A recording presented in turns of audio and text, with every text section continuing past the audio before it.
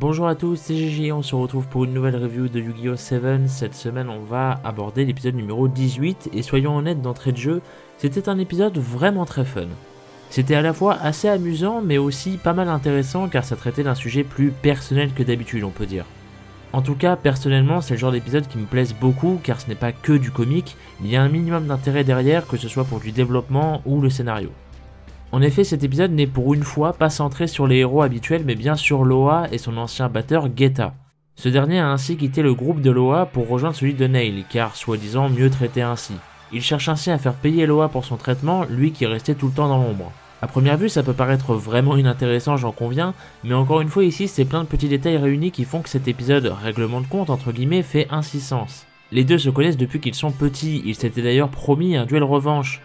Il y a aussi le fait que Geta était le seul de l'arc de Loa à ne pas avoir livré de duel, montrant encore plus cette mise en retrait que le perso avait subi.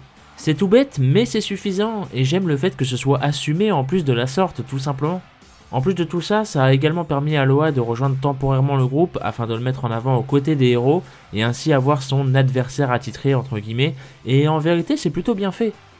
Et en dehors de tout cela, c'était bien évidemment assez fun, comme je le disais tout à l'heure. Loa est largement supérieur en tout point à Geta, et il le sait pertinemment, à tel point qu'il en joue même.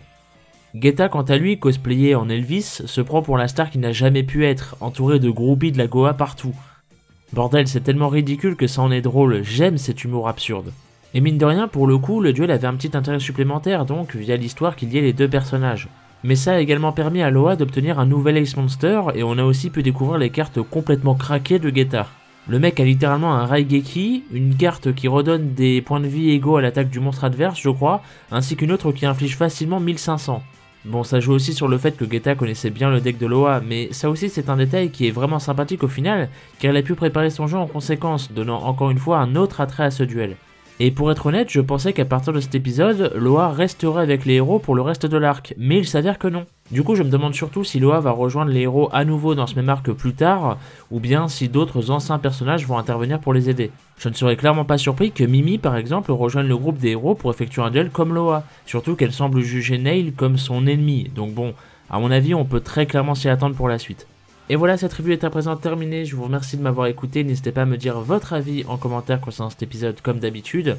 Quant à moi, je vous retrouve en fin de semaine pour la prochaine review sur Pokémon Les Voyages. Je vous rappelle qu'il n'y a pas eu de review sur Pokémon cette semaine, car la série change d'horaire au Japon tout simplement, et pour l'occasion il n'y avait pas d'épisode le week-end dernier. Ceci dit, Pokémon sera maintenant diffusé le vendredi au Japon, donc préparez-vous à avoir les reviews le week-end, probablement le dimanche. Ou sinon, je vous donne rendez-vous à la semaine prochaine pour de nouvelles reviews sur Pokémon et surtout sur Yu-Gi-Oh! 7 évidemment. En attendant, portez-vous bien et des bisous.